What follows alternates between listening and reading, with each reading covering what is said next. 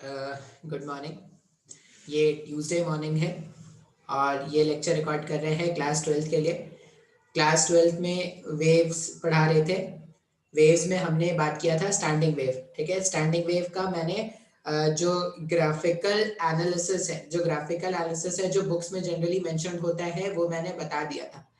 आज क्या करने वाले हैं उसी का मैथमेटिकल अप्रोच देखेंगे। अच्छा, स्टैंडिंग वेव में क्या याद रखना है कि स्टैंडिंग वेव होता कैसा है। तो स्टैंडिंग वेव में क्या होता है, जब एक धागा ऐसे ले लेंगे, धागा धागा धागा, ये सपोज मैंने क्या किया, एक ऐसे थ्रेड ले लिया। ठीक है, ये थ्रेड है हमारे पास और क्या करते हैं, इस वाले एंड में भी एक सोर्स रख देते हैं। ये जो फिंगर का टिप है, ये जो फिंगर का एंड है, ये भी एक सोर्स है और ये जो फिंगर का एंड है ये भी सोर्स है। अब यहाँ पे क्या होगा, अगर यहाँ से भी डिस्टर्बेंस रखेंगे और यहाँ से भी डिस्टर्बेंस रखेंगे, दोनों तरफ से डिस्टर्बेंस रखते हैं तो क्या होता है, जो धागा है, ये जो थ्रेड है, इस थ्रेड में क्या होता है, स्टैंडिंग वेव बनने स्टार्ट हो जाते हैं। अब स्टैंडिंग वेव में जनरली होता है क्या है, तो दो पॉइंट्स के बीच में, पूरा पूरा धागे का लेंथ ऐसा था, उसमें मैंने क्या बोला कि कोई भी दो एंड मान लो, अभी इसको नोड्स बोलेंगे आगे जाके, दो नोड्स के बीच में जो वेव का फॉर्म है वो ऐसा होता है, बालों से हटना देना, वेव का फॉर्म ऐसा होता है, फिर सीधा होता है, फिर ये उल्टा में ऐसा होता है, फिर सीधा होता है, फिर उल्टा में ऐसा, एंड सो ऑन। इस तरह से ये वेव फॉर्म बनता जाता है। दो नोड्स के बीच में अगर आप देखोगे तो इस तरह का पैटर्न बनता जाता है। उसी तरह अगर ये दो नोड्स नहीं लेके कोई और दो नोड्स लेंगे तो यहाँ पर भी वैसा ही पैटर्न जो है वो बनता जाएगा। अब ये जो पैटर्न का फॉर्मेशन हुआ था, ये जो पैटर्न का फॉर्मेशन हुआ था, इसको हमने इससे पहले वाले लेक्चर में ग्राफिकली एनालाइज करने की कोशिश की थी। वहां पे मैंने आपको क्या किया था, नोड्स के बारे में बता दिया था कि नोड्स क्या होते हैं। नोड्स वैसे पॉइंट है जिनका डिस्प्लेसमेंट थ्रू आउट जो है, ऐसे पॉइंट्स भी हमें मिले थे जिनका डिस्प्लेसमेंट थ्रू आउट 0 था, तो उस पोजीशन या उन पॉइंट्स को हम बोलते थे नोड्स।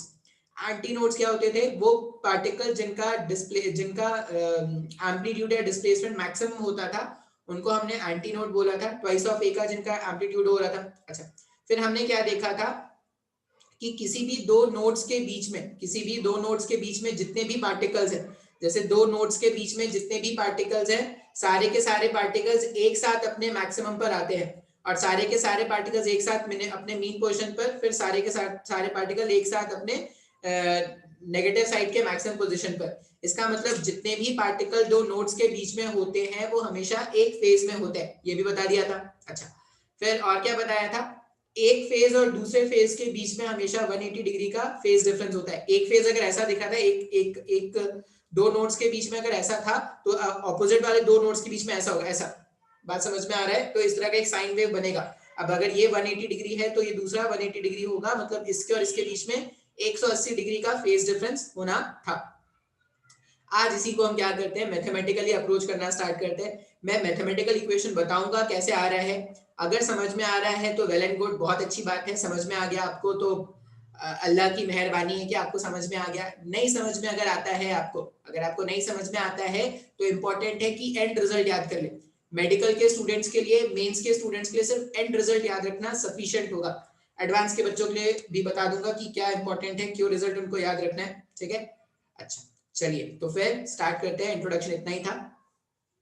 अब मैं गायब, स्क्रीन शेयर, स्टार्ट। अच्छा, ये जो डायग्राम है ना, ये डायग्राम मैंने इससे पहले वाले लेक्चर में बनाया था, अभी भी ये डायग्राम बना हुआ है। अच्छा, इस डायग्राम में अभी मैंने डायग्राम को नहीं रिमूव किया है, क्यों, मेरे पास क्या था, हमने दो वेव लिए थे। एक वेव इस तरह का था, हमने भेजा था, जो येलो वाला वेव है वो पहला वेव था और ये रेड वाला वेव दूसरा था। इन दोनों का जब सुपर इम्पोजिशन हो रहा था तभी इस तरह का पैटर्न फॉर्म हो रहा था। अच्छा, अब यहां पर क्या करना है, मान लो जो पहला वेव है हमारा, ये जो पहला वेव है, इस पहले वेव का ना अपने को इक्वेशन लिखना है। अब वेव का इक्वेशन लिखने के लिए हम क्या करते हैं, हम जानते हैं कि सोर्स पार्टिकल का इक्वेशन अगर पता हो तो वेव का इक्वेशन लिखा जा सकता है। तो यहां पर देखो, ये सोर्स पार्टिकल है, ठीक है, ये सोर्स पार्टिकल है। अगर मेरे को इसका इक्वेशन लिखना है, एकदम ध्यान से देखना, अगर आप देखोगे तो ये जो पार्टिकल है इसमें डिस्टर्बेंस यहां से यहां ट्रैवल करने वाला है। इस वाले पार्टिकल का जो डिस्टर्बेंस है, ठीक है, या ये जो सोर्स पार्टिकल है वो क्या करेगा, अपने से पहले वाले पार्टिकल को फॉलो करता है हमेशा। अगर इसके पहले वाले पार्टिकल को देखोगे, इससे जस्ट पहले वाले पार्टिकल को देखोगे, वो नीचे है, इसका मतलब पार्टिकल की टेंडेंसी जो है वो नीचे जाने की है। ठीक है, अब मान लो ये जो पार्टिकल है जिसको मैंने अभी क्या किया है, येलो से बना के दिखाया है, ये जो पार्टिकल है इसका अगर मैं एसएचएम का इक्वेशन लिखूं, एक बार अगर मेरे को सोर्स के पार्टिकल का एसएचएम इक्वेशन मिल जाएगा तो वेव इक्वेशन में मिल जाएगा। अब अगर ये पार्टिकल नीचे जा रहा है, मीन पोजीशन से नीचे जा रहा है, इसका मतलब उसका इनिशियल फेज जो होगा वो 180 डिग्री का होगा क्या? ये हम जानते हैं ना, जब हम फेजर डायग्राम बनाना सीखते थे, जब पार्टिकल मीन पोजीशन से एक्सट्रीम के तक भागता है, यहां पर उसका फेज 0 बताते थे, यहां पर उसका फेज π/2 बताते थे। फिर जब ये एक्सट्रीम से वापस मीन पोजीशन पर आता है तो फेज पाई बताते हैं। जब मीन पोजीशन से नेक्स्ट वाले एक्सट्रीम की तरफ जाता है तो उसका फेज 3π/2 बताते हैं। और जब ये एक्सट्रीम से नेगेटिव वाले एक्सट्रीम से वापस से मीन पोजीशन पर आता है तो उसका फेज अपन 2π बताते हैं। फिर जब से ये स्टार्ट करेगा 2π के बाद से फिर ये रिपीट करना स्टार्ट करता है। तो अगर अभी देखोगे तो पार्टिकल जो है वो मीन पोजीशन से नेगेटिव एक्सट्रीम की तरफ भागने की कोशिश कर रहा है ना, ये पार्टिकल का मीन पोजीशन और वो नेगेटिव एक्सट्रीम की तरफ भागने की कोशिश कर रहा है। समझ में आएगा तो बहुत अच्छा बात है। ये तभी समझ में आएगा जब एसएचएम का इक्वेशन लिखना आता होगा, फेजर आता होगा, नहीं तो सिर्फ एंड रिजल्ट याद रख लेंगे। अब इस पार्टिकल का अगर कोई इक्वेशन पूछता तो इसका इस पार्टिकल का इक्वेशन ऐसा लिखते हैं, ए साइन, आप ये डायग्राम फिर से बना लेना, ए साइन ओमेगा टी, ए साइन ओमेगा टी, और इसका फेज कितना है, इसका इनिशियल फेज पाई का है तो A sine omega T plus pi लिख दिया। अब अगर मेरे को पार्टिकल का इनिशियल जो सोर्स पार्टिकल है अगर उसके एसएचएम का इक्वेशन है तो टी अब यहाँ पे क्या हो रहा है, डिस्टर्बेंस इधर से इधर चल रहा है, तो जब डिस्टर्बेंस इधर से इधर चलता है तो टी को t minus x upon v से रिप्लेस करना होता है। टी को t minus x upon v से जब रिप्लेस करोगे तो जो पहला वेव है ना हमारे पास, जो पहला वेव है, फिर से बोल रहा हूं अगर समझ में आएगा तो ठीक है, नहीं तो सिर्फ एंड रिजल्ट याद रख लेना, ठीक है। जो पहला वेव है हमारे पास, तो पहला वेव का हम इक्वेशन क्या बोलेंगे, y1। पहला वेव का इक्वेशन हो जाएगा a sine omega t, a sine omega t minus k x, A sine omega t minus k x plus पाई, इस तरह से लिख सकते हैं क्या? ये वेव इक्वेशन मैंने लिखना सिखाया है, मैं बार बार रिपीट नहीं करने वाला। अब sine pi plus theta, minus और साइन थीटा होता है क्या? अगर मैं बोलूं omega t minus k x theta है तो sine pi plus theta third quadrant में चले जाएंगे तो वहां पे साइन नेगेटिव हो जाता है, तो ये ऐसा हो जाएगा। y1 को आप इस तरह से भी लिख सकते हो, a साइन माइनस अगर मैं बाहर निकाल दूं omega t minus k x, अच्छा यही माइनस जब अंदर चला जाएगा ना तो y1 का इक्वेशन आ जाएगा a sign k x minus omega t. अब बोलेगा सर मेरे को तो ये इक्वेशन ही नहीं समझ में आया। अगर ये इक्वेशन नहीं समझ में आया है तो आपके लिए क्या करना है, आपको सिर्फ, हाँ अगर ये इक्वेशन नहीं समझ में आया है तो आपको क्या करना है, सिर्फ एंड रिजल्ट याद रख लेना है कि जो पहला वेव मैंने यहाँ पे लिया, क्योंकि डेरिवेशन आपसे कोई पूछने नहीं वाला, y1 का इक्वेशन हो जाएगा a sign k x minus omega T. First वाले वेव का इक्वेशन मैंने लिख लिया। अच्छा स्पेस की कमी है तो मैं इसको बार बार इरेज करता जाऊंगा। अच्छा सेकंड वाले वेव के बारे में अगर मैं बात करूं, ये जो सेकंड वाला वेव है, सेकंड वाले वेव में क्या हो रहा है, डिस्टर्बेंस जो है, डिस्टर्बेंस यहां से चलता हुआ आ रहा है। अब अगर डिस्टर्बेंस यहां से चलता हुआ आ रहा है, अच्छा इस वाले पार्टिकल को देखोगे तो ये अपने पहले वाले पार्टिकल को फॉलो करेगा। अगर ये अपने पहले वाले पार्टिकल को फॉलो करेगा तो ये जो सोर्स पार्टिकल उसकी टेंडेंसी ऊपर जाने की है, तो अगर आप y2 का इक्वेशन लिखोगे तो y2 का इक्वेशन हो जाएगा, ये सोर्स वाला जो पार्टिकल अगर आप उसका एसएचएम का इक्वेशन लिखोगे ना तो यहाँ पे इसके एसएचएम का इक्वेशन हो जाएगा a साइन ओमेगा टी। अब फिर टी को यहाँ पर x प्लस, हाँ t plus x by v से जब आप रिप्लेस करोगे तो y2 का इक्वेशन कुछ ऐसा आ जाएगा, a sign k x plus omega t. ये मेरे पास पहला वेव का इक्वेशन आ गया, ये मेरे पास दूसरा वेव का इक्वेशन आया। समझ में आ रहा है तो बहुत अच्छी बात है, नहीं तो टेंशन लेने की जरूरत नहीं है। डेरिवेशन एग्जाम में नहीं पूछा जाएगा, डेरिवेशन आप चाहो तो स्किप कर सकते हो। अच्छा अब हमें क्या करना है, हमें सुपरपोजिशन कराना है। येलो वाले वेव को रेड वाले वेव से सुपर इम्पोज कराएंगे तब जाके जो रिजल्टेंट वेव वो आएगा। तो अगर मैं लिखूं y नेट, अगर मैं लिखूं y नेट तो y नेट का मतलब है y1 plus y2, y net का मतलब है y1 प्लस y2। अच्छा मैं ऊपर वाले वेव को ना गायब कर दे रहा हूं क्योंकि अब मेरे को इसकी जरूरत नहीं है, मेरे को जरूरत है स्पेस की। अगर स्पेस नहीं मिलेगा तो पेस में रहने का क्या फायदा। हाँ क्या बोल रहा हूँ मैं भी, ये सब रिकॉर्ड भी हो जाता है कभी। Y net equals to y1 plus y2, तो ये हो जाएगा a sine kx minus omega t, a sine kx minus omega T plus a sine kx plus omega t. ठीक है, इस तरह से मैंने क्या कर दिया, दोनों वेव्स को ऐड कर दिया। वाई नेट का वैल्यू अगर फाइंड किया जाए तो a कॉमन था, बाहर निकाल देते हैं, तो यहां पर आ जाएगा sine of kx minus omega T plus kx sine of kx plus omega t. अब ये ना sine a plus sine b के फॉर्मेट का है, तो sine a plus sine b के फॉर्मेट का है, तो sine a plus sine b, अगर आप मैथमेटिक्स वाले स्टूडेंट होंगे तो sine c plus sine d का फॉर्मूला आपने पढ़ा होगा, और अगर आप मैथ्स के स्टूडेंट हो तो इतना टेंशन नहीं लेना है, फॉर्मूला ऐसा चलता है sine c plus sine d। Maths में एक फॉर्मूला होता है जिसको हम इस तरह से लिखते हैं, sine c plus d divided by 2 into cos c minus d divided by 2, और एक 2 भी मल्टीप्लाई होता है इधर। ठीक है, तो अगर मैं y नेट को इस फॉर्मूले के अकॉर्डिंग सिंप्लीफाई करके लिखूं तो a 2a लिख देते हैं। जब आप ऐड करोगे साइन c प्लस डी, तो sine kx minus omega T plus kx plus omega t divided by 2 into cos cos, जिसका काम हो जाता है ना उसको इरेज कर देना सही रहता है, नहीं तो वो फालतू का ना स्पेस ऑक्यूपाई करने वाला है। अच्छा, मैं इसको वापस ला देता हूँ, कुछ लोग मेरे को देखना चाहते हैं, कुछ लोग देखना चाहते हैं, तो उसके लिए मैं वापस आ जाता हूँ। हाँ, कॉस, ये प्लस वाला टर्म लिख दिया ना, सेकंड टर्म हो जाएगा kx minus omega T, kx minus omega t minus of kx minus of omega t divided by 2।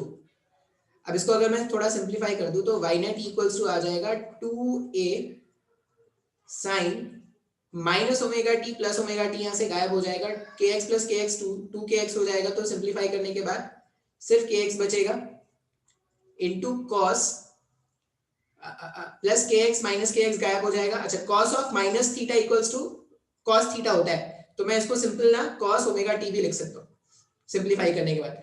तो जब मैंने दोनों वेव को ऐड किया ना, तो मेरे को कुछ तो इस तरह का इक्वेशन मिल रहा है, y equals to 2a sin kx into cos omega t। Call आया, एक मिनट, देखिए स्टार्ट करते हैं। ये इक्वेशन मैंने फाइंड आउट करके निकाल दिया कि y नेट जो है वो 2a sin kx into cos omega t, ऐसा कुछ आ गया। ठीक है, अब ये जो इक्वेशन है ना, अगर आप देखोगे तो यहाँ पर फिर से जो y है वो x और t दोनों का फंक्शन, जैसे वेव्स में होता था, वेव्स में पार्टिकल्स, वेव्स में जो इक्वेशन होता था वो x और t दोनों का फंक्शन होता है। अच्छा, अगर मैं यहाँ पर x को फिक्स कर दूं, इस वाले इक्वेशन में अगर मैं x को फिक्स कर दूं, जैसे ये मेरे पास, इसको थोड़ा खाली कर दे, अगर थोड़ा साफ सुथरा कर दे,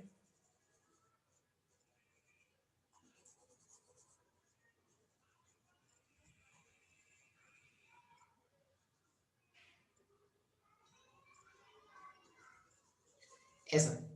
तो यहाँ पर अगर मैं बोलूं कि मैंने ना क्या किया ना, x को फिक्स कर दिया, मान लो कोई x है उसको फिक्स कर देते हैं, यहां से कोई रैंडम x का वैल्यू मैंने अगर पिक कर लिया, अब अगर मैं x को फिक्स कर दूंगा तो ये पूरा टर्म क्या हो जाएगा, 2a sin kx, ये पूरा टर्म कांस्टेंट हो गया ना, ये पूरा टर्म कांस्टेंट हो गया, और ये जो पूरा टर्म यहाँ पर है ना 2a sin kx, ये पूरा टर्म जो है वो एम्पलीट्यूड को करस्पॉन्ड करता है, ये पूरा टर्म जो है वो किसको करस्पॉन्ड करता है, एम्पलीट्यूड को। और ये जो cos ओमेगा t है, ये cos ओमेगा t क्या करेगा, ये फेज वाले टर्म को सिग्निफाई करता है, cos ओमेगा t यहाँ पर फेज बताता है। थोड़ा बहुत मैं इसको समझाने की कोशिश करता हूँ आपको, फेज कैसे बताता है। जैसे अगर आप देखोगे मैंने यहाँ पर x को फिक्स कर दिया, अगर मैंने x को फिक्स कर दिया, मतलब मैं एक पर्टिकुलर पॉइंट के बारे में बात कर रहा हूँ, तो ये x को फिक्स, वहां पर क्या होता था, जैसे जब हमने नॉर्मल वेव देखा था, नॉर्मल वेव का इक्वेशन क्या आता था, नॉर्मल वेव का इक्वेशन कुछ तो ऐसा आया था, y equals to a sine omega t minus k x, ये नॉर्मल वेव का इक्वेशन आया था। अब ये जो मैंने इक्वेशन यहाँ पे लाया है ये नॉर्मल वेव की इक्वेशन से अलग है। क्यों? क्योंकि यहाँ पर T plus minus k x के फॉर्मेट का इक्वेशन बता था, omega T plus minus k x के फॉर्मेट का। यहाँ पर sign k x into cos omega T, ऐसा कोई फॉर्मेट का इक्वेशन बन रहा है। अच्छा, ये जो नॉर्मल वेव हुआ करता था उसमें सारे के सारे पार्टिकल्स एसएचएम परफॉर्म करते थे, नो डाउट, लेकिन सारे पार्टिकल्स का एसएचएम परफॉर्म करने का जो टाइम था वो अलग अलग था। टाइम अलग अलग था, इसका मतलब क्या है, अगर वेव ऐसे है, अगर ये वेव ऐसे है तो ये वाला पार्टिकल पहले एसएचएम परफॉर्म करेगा, यहाँ वाला पार्टिकल बाद में एसएचएम परफॉर्म करेगा। अच्छा, इस वाले पार्टिकल का जितना एम्पलीट्यूड होगा इस वाले पार्टिकल का भी एम्पलीट्यूड उतना ही होगा, लेकिन दोनों में डिफरेंस होता था फेज का। ये पहले ऑसिलेट कर रहा है, ये बाद में ऑसिलेट कर रहा है। यहाँ पर अगर आप देखोगे तो दो नोड्स के बीच में, ए और बी अगर दो नोड्स है तो दो नोड्स के बीच में जितने भी पार्टिकल्स हैं सारे के सारे पार्टिकल्स क्या है, एक फेज में। अच्छा, डिफरेंस क्या हो जा रहा है, तो x को चेंज करने से, अब x क्या है सर, तो सोर्स वाले पार्ट, या एक समझ लो ए से इस a वाले पॉइंट से ये x जो है वो उसका सेपरेशन हो गया। ये दो, अगर मैं बोलूं a और b, a को अगर मैं रेफरेंस मान के x का वैल्यू लिखूंगा तो x चेंज करने से पार्टिकल का एम्पलीट्यूड चेंज हो जा रहा है। क्या ये पूरा टर्म जो है वो एम्पलीट्यूड को सिग्निफाई कर रहा है। अगर आप x चेंज करोगे मतलब जो x डिस्टेंस पर, a से x डिस्टेंस पर जो पार्टिकल रखा है उसका आप एम्पलीट्यूड लिख रहे हो। मान लो अगर मैंने बोला कि जो x है, x का वैल्यू जो है वो क्या है, लैम्डा बाई 4 है। अगर x का वैल्यू लैम्डा बाई 4 है, एक एग्जांपल देख लेते हैं। अगर इसका काम डेरिवेशन काम हो गया, डेरिवेशन इरेज कर देता हूं, डेरिवेशन से मेरे को मतलब है नहीं। अब जो बोलूंगा वो ज्यादा इंपॉर्टेंट है। अगर मैंने बोला कि जो एम्पलीट्यूड वाला टर्म है, एम्पलीट्यूड वाला टर्म कितना आ रहा है, 2a sin के x, ऐसा कुछ आ रहा है। अच्छा, मान लो यहाँ पर a पॉइंट के, अगर a पॉइंट के लिए बात करेंगे तो a पॉइंट के x का वैल्यू 0 हो जाएगा। अगर x का वैल्यू अगर आपने 0 रख दिया तो ये कितना हो जाएगा, 2a sin 0। साइन 0 का वैल्यू यहाँ पर रखोगे तो साइन 0 का वैल्यू 0 होता है, तो पॉइंट ए का जो एम्पलीट्यूड है, पॉइंट ए का जो एम्पलीट्यूड है वो 0 आ गया। अच्छा, मान लो मैं एक ऐसे पॉइंट का एम्पलीट्यूड फाइंड करना चाहता हूं जिसके लिए x का वैल्यू जो है वो लैम्डा बाई 8 का है। मान लो x का वैल्यू लैम्डा बाई 8 का है, तो यहाँ पर जब 2a sin के x के प्लेस में लैम्डा बाई 8 रख दो। अच्छा, k का वैल्यू होता है 2 पाई अपॉन लैम्डा, k का वैल्यू है 2 पाई अपॉन लैम्डा, लैम्डा से लैम्डा गायब, ये 1 हो गया, ये 4 हो गया, तो ये पाई बाई 4 आ रहा है। Sine pi by 4 1 upon root 2 होता है। अगर sine pi by 4 1 upon root 2 है तो जो पार्टिकल है जिसमें के लिए मैं बात कर रहा हूँ x इक्वल्स टू 1 अपॉन 8 के लिए उसका जो एम्पलीट्यूड आ जाएगा वो रूट 2 टाइम्स ऑफ a आ जाएगा। बात समझ में आ रहा है? तो स्टैंडिंग वेव और नॉर्मल वेव में डिफरेंस था। क्या डिफरेंस है? एक तो फेज वाला टर्म जो है वो डिफरेंशिएट कर रहा है और एम्पलीट्यूड वाला टर्म है वो डिफरेंशिएट कर रहा है। स्टैंडिंग वेव में हर एक पार्टिकल का एम्पलीट्यूड जो है वो चेंज हो रहा है। नॉर्मल वेव जो प्रोग्रेसिव वेव था या सिंपल हार्मोनिक वेव हमने जो पढ़ा था उसमें सारे पार्टिकल्स का एम्पलीट्यूड सेम होता था। अच्छा भाई साहब, अब ये cos ओमेगा टी वाला टर्म क्या बता रहा है, इससे अपने को क्या समझ में आएगा वो एनालाइज करना स्टार्ट करते हैं। तो मेरे पास जो स्टैंडिंग वेव का जनरल इक्वेशन आया है, स्टैंडिंग वेव, अब याद रख लेना कभी भी अगर ऐसा कोई इक्वेशन आ जाए, कभी भी अगर ऐसा कोई इक्वेशन आ जाए y equals to 2a sin kx into cos omega t, कभी भी अगर ऐसा इक्वेशन आ जाए तो वो एक स्टैंडिंग वेव का इक्वेशन। अच्छा, ये वाले टर्म से अपने को पता चल गया कि पार्टिकल का एम्पलीट्यूड क्या है। ये वाले टर्म से अपने को पता चल जाएगा कि x इक्वल्स टू 0 पर, अगर x 0 है तो पार्टिकल का एम्पलीट्यूड क्या है, x अगर लैम्डा बाई 4 है तो पार्टिकल का एम्पलीट्यूड क्या है। मतलब बेसिकली अलग अलग पॉइंट्स का क्या एम्पलीट्यूड होगा वो पहले वाले पार्ट को सॉल्व करने से हो जाएगा। अच्छा, ये cos ओमेगा t जो है, ये cos ओमेगा t है वो एक्चुअल में क्या करने वाला है, फेज बताने वाला है। ये जो cos ओमेगा t है वो एक्चुअल में फेज बताएगा। जैसे अगर आप ध्यान से देखोगे तो जिस इंस्टेंट पे मैंने इक्वेशन, ये जो मैंने इक्वेशन बनाया है cos ओमेगा t, अगर मैं यहां पर t इक्वल्स टू 0 पुट कर दूं एट t इक्वल्स टू 0, अगर मैं t इक्वल्स टू 0 पुट कर दूं तो मेरे पास क्या हो जाएगा, cos of omega times of 0 हो जाएगा। अब cos ऑफ 0 का वैल्यू क्या होता है, cos ऑफ 0 का वैल्यू होता है 1। cos 0 का वैल्यू अगर 1 है तो y जो है वो मेरे पास कुछ ऐसा आ रहा है क्या, 2a sin kx, t equals to 0 में मैंने ऐसा कुछ बनाया। अब एकदम ध्यान से देखना, अगर ये y equals to 2a sin kx है, मेरे को क्या करना है, इसका ग्राफ प्लॉट करना है, इसका y और x का ग्राफ। अब मैंने अगर टाइम को फिक्स कर दिया, t को 0 कर दिया मतलब टाइम को फिक्स कर दिया, टाइम को फिक्स करने का मतलब, वेव में जब टाइम को फिक्स करते थे तो y और x का ग्राफ बनता था क्या? तो यहाँ पर y और x का ग्राफ बनेगा। आप देखो कैसा ग्राफ बनता है। जो वेव है वो क्या होने वाला है, एक्चुअल में जो वेव है वो ऐसा कुछ चलने वाला है। जो एक्चुअल वेव अपने को धागे में दिखेगा वो कैसा दिखेगा, तो नोड्स इस तरह से दिखेंगे।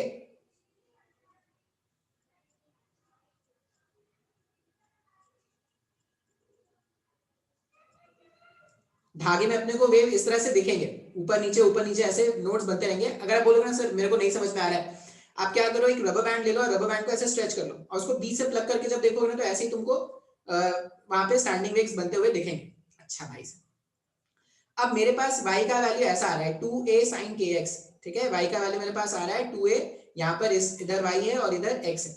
मान लो मैंने x का वैल्यू 0 रखा, x का वैल्यू 0 रखने पर मेरे पास जो एम्पलीट्यूड आ रहा है वो क्या आ रहा है, 0 आ रहा है। अगर एम्पलीट्यूड 0 आ रहा है मतलब यहाँ कहीं पे है। अगर मैं x के प्लेस में लैम्डा बाई 2 रखूं, मान लो x के प्लेस में लैम्डा बाई 2 रखूं, मैं इसको भी इरेज कर दे रहा हूं।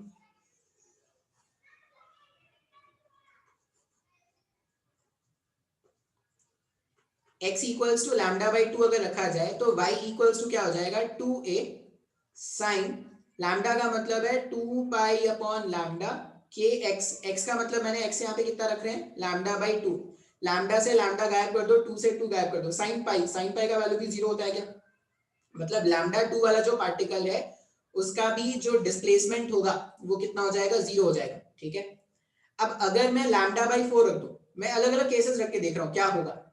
अगर मैं लैम्डा बाई 4 रख दूं तो 2a sin 2 pi upon lambda into lambda upon 4, this lambda will get cancel from this lambda, ये 2 और ये अगर कैंसिल हो जाएगा pi by 2, sin pi by 2 1 होता है क्या, sin पाई बाई 2 1 होता है। इसका मतलब जो लैम्डा बाई 4 वाला पार्टिकल है, जो लैम्डा बाई 4 वाला पार्टिकल है वो अभी यहाँ कहीं पर दिख रहा है क्या, अब ये साइन ये पूरा 1 हो गया तो ये 2a हो जाएगा। तो लैम्डा बाई 4 वाला पार्टिकल अपने को कहां पर दिख रहा है, इस वाले पॉइंट पर 2a पे। x वाला पार्टिकल यहां पर दिखा, लैम्डा बाई 2 वाला पार्टिकल यहां पर दिख रहा है, लैम्डा बाई 4 वाला पार्टिकल यहां पर दिख रहा है। तो t इक्वल्स टू 0 पर, t इक्वल्स टू 0 पर अगर आप डायग्राम देखोगे तो t इक्वल्स टू 0 पर जो डायग्राम बना था एसएचएम, इससे पहले वाले लेक्चर में जब बताया था, t इक्वल्स टू 0 का डायग्राम ऐसा ही कुछ दिख रहा था क्या, याद करो ऐसा पढ़ाया है। t इक्वल्स टू 0 पर जब मैंने डायग्राम बनाया था तो सुपर इम्पोज करने के बाद ऐसा ही कुछ डायग्राम बना था क्या, हाँ सर। अच्छा, मान लो अगर मैं बोलूं कि मेरे को क्या करना है, t इक्वल्स टू, ये जो इक्वेशन मेरे पास बन के आया है यहाँ पर, इसको भी रेज कर देते हैं। मेरे पास इक्वेशन आया है इस तरह से 2a sin kx, 2a sin kx into cos omega t. ठीक है, मान लो मैं t का वैल्यू रख दूं t बाई 4, अगर मैं t का वैल्यू t बाई 4 रख दूं तो यहाँ पर ये क्या हो जाएगा, कॉस ओमेगा का मतलब है 2 pi upon time period, omega को 2 पाई अपॉन टाइम पीरियड लिख सकते हैं इनटू टी अपॉन 4। टी से टी अगर मैं कैंसिल कर दूं तो ये 2 पाई, ये कितना हो जाएगा 1 और ये 2 पाई अपॉन 2 90 होता है, cos 90 का वैल्यू होता है 0 होता है क्या। अगर ये वाला टर्म 0 हो गया तो 0 मल्टीप्लाइड बाई एनी क्वांटिटी 0 है ना, मतलब जब टाइम का वैल्यू कैपिटल T बाई 4 है तो सारे के सारे पार्टिकल्स जो हैं, सारे के सारे पार्टिकल्स जो हैं उन सारे पार्टिकल्स का डिस्प्लेसमेंट 0 है, सारे पार्टिकल्स का डिस्प्लेसमेंट 0 है, मतलब धागा जो है वो ऐसा कुछ दिखेगा क्या। फिर अगर तुम t equals to t by 2 रखोगे तो सारे के सारे पार्टिकल्स आपको इस तरह से आते हुए दिख जाएंगे। तो यही तो हमने देखा था ना, अलग अलग फॉर्मेट बन रहे थे। तो ये मैथमेटिकल अप्रोच है। अब देखो यहां तक समझ में आया है तो बहुत अच्छी बात है, नहीं समझ में आया है तो कुछ कुछ बातें मैं भी बोल रहा हूं उसको आप नोट कर लेना, याद कर लेना क्या क्या बातें हैं sir. Progressive wave, progressive wave मतलब आज से पहले तक जो वेव पढ़ रहे थे जिसमें एनर्जी एक पॉइंट से दूसरे पॉइंट पर ट्रैवल होता था उसको प्रोग्रेसिव वेव बोलते थे। प्रोग्रेसिव वेव में क्या था, सारे पार्टिकल्स ऑसिलेट कर रहे थे, सारे पार्टिकल्स एसएचएम में थे, हमारे सिलेबस में सिंपल हार्मोनिक वेव ही है, सारे पार्टिकल्स एसएचएम परफॉर्म कर रहे थे। लेकिन जितने भी पार्टिकल्स जो एसएचएम परफॉर्म कर रहे थे सब में क्या था, फेज का डिफरेंस था। ठीक है, सारे पार्टिकल्स का फेज का डिफरेंस था। अच्छा, जितने पार्टिकल्स वहां पर एसएचएम परफॉर्म कर रहे थे सबका एम्पलीट्यूड एक जैसा था, बिल्कुल। अब स्टैंडिंग वेव कैसे बनाया गया, तो एक धागे में एक वेव इधर से जनरेट किया गया, एक वेव इधर से जनरेट किया। अब जब वो वेव बन के यहाँ पर आए तो सुपरपोजिशन हुआ, सुपरपोजिशन होने के बाद धागे में स्टैंडिंग वेव बन गया। अच्छा, अब स्टैंडिंग वेव का पहचान क्या है? स्टैंडिंग वेव का जो स्टैंडर्ड इक्वेशन दिखेगा वो 2a sin kx into cos omega t के फॉर्मेट का दिखेगा। फेज का डिफरेंस हो सकता है, मैं भी अच्छे क्वेश्चन करा दूंगा इसमें, ऐसा डिफरेंस हो सकता है। अच्छा भाई साहब, फिर अपने को याद रखना है, क्या याद रखना है यहाँ पे, कि जब स्टैंडिंग वेव बनते हैं, जब स्टैंडिंग वेव बनते हैं तो हर एक पार्टिकल्स जो है उनका डिस्प्लेसमेंट, उनका जो एम्पलीट्यूड है वो अलग अलग होगा। पहला बात ये याद रखना है। अच्छा, लेकिन जितने भी पार्टिकल्स है ना, एक लूप में जितने भी पार्टिकल्स हैं, सारे के सारे पार्टिकल्स एक साथ मैक्सिमम अटेन करते हैं या एक साथ मिनिमम अटेन करते हैं। मतलब सारे के सारे पार्टिकल्स का जो ऑसिलेशन का फेज है वो एक जैसा है। ये दूसरा बात है याद रखने का। अच्छा, इसको स्टैंडिंग वेव इसलिए बोलते हैं क्योंकि एक हाफ का एनर्जी दूसरे हाफ में नहीं ट्रैवल करता। जैसे यहाँ पर क्या है, अगर मैं मान लो बोलूं कि ये पॉइंट है ए और ये पॉइंट है बी, अब ए और बी का एनर्जी पहले अगर ऐसा था, ठीक है, फिर ये ऐसा हुआ, फिर ये ऐसा हुआ, फिर ऐसा होगा, फिर ऐसा होगा, फिर ऐसा होगा एंड सो ऑन। मतलब ए और बी का जो एनर्जी है वो ए और बी के बीच में कन्फाइंड हो गया है, वो एक्चुअल में ए और बी को छोड़कर कहीं नहीं जा रहा। इसलिए इनको हम क्या बोलते हैं, स्टैंडिंग वेव। यहाँ पर ए और बी ऐसा समझ लो कि दो कीले जैसे ठोक दिए गए हैं और दो कीलों के बीच में एनर्जी क्या हो गया, कन्फाइंड होकर रह गया, इसलिए हम इनको क्या बोल रहे हैं, स्टैंडिंग वेव। अच्छा भाई साहब, ये समझ में आ गया। अब मान लो ये जो मेरे पास स्टैंडर्ड इक्वेशन आया था, मेरे पास जो स्टैंडर्ड इक्वेशन आया था, इसको अगर मैं और मैथमेटिकली सोचूं और इसमें से क्या निकाल सकते हैं, y equals to 2a sin kx, y equals to 2a sin kx into cos omega t। अच्छा, एक चीज तो क्लियर हो गया, ये ओमेगा टी वाला जो टर्म है, ये ओमेगा टी वाला जो टर्म है वो पार्टिकल का फेज बता रहा है। अभी मैं जब इसमें क्वेश्चन कराऊंगा तो और अच्छे समझ में आएगा। अभी बस इतना समझ लो, ये cos ओमेगा टी वाला जो टर्म है वो पार्टिकल का इनिशियल पोजीशन बताएगा, ऐसा लिख लो, पार्टिकल का इनिशियल पोजीशन, पार्टिकल का इनिशियल पोजीशन। ये 2 sin kx ये एम्पलीट्यूड है। मान लो मैं नोड्स का पोजीशन ढूंढता हूं, position of nodes, position of nodes मतलब x का क्या वैल्यूज रखा जाए जिससे अपने को नोड्स का पोजीशन मिल जाए। तो 2a sin kx, नोड्स का मतलब होता है वैसे पॉइंट जिनका एम्पलीट्यूड क्या हो जाए, जीरो हो जाए। 2a sin kx अगर जीरो है, इसका मतलब क्या लिखा जा सकता है, sine of k into x का वैल्यू इज जीरो। अगर साइन के एक्स जीरो आ रहा है, इसका मतलब के एक्स साइन जीरो कब आता है, जीरो पर, पाई पर, 2 पाई पर, 3 पाई पे। तो जब जब के एक्स का वैल्यू n इंटू पाई होगा, n जीरो रखोगे तो जीरो, n वन रखोगे तो पाई, n टू रखोगे तो 2 पाई एंड सो ऑन। जब भी के एक्स का वैल्यू n पाई है, इसका मतलब के एक्स अगर n पाई है तो मैं इसको ऐसा भी लिख सकता हूँ ना, 2 pi upon lambda times of x equals to n into pi. अब इसको सिंप्लीफाई करो अलग अलग केसेस के लिए। मान लो मैंने बोला कि 2 pi upon lambda times of x n पाई, अगर n का वैल्यू जीरो रख देंगे तो जीरो हो जाएगा। जीरो रखने से यहाँ पर x का वैल्यू भी जीरो आ गया क्या, बिल्कुल सर जी। 2 pi upon lambda into X equals to pi, pi से पाई गायब कर देंगे अगर, तो x का वैल्यू लैम्डा डिवाइडेड बाई 2 आ गया, बिल्कुल सर जी। एक और देख लेते हैं, 2 pi upon lambda times of x equals to 2 pi, 2 pi से 2 पाई अगर आप गायब कर दोगे तो x इक्वल्स टू लैम्डा आ रहा है क्या। इसका मतलब साफ साफ दिख रहा है, इसका मतलब क्या दिख रहा है कि जब x का वैल्यू जीरो है, जब x का वैल्यू लैम्डा बाई 2 है, जब x का वैल्यू लैम्डा है, तब अपने को नोड्स मिल रहे हैं क्या।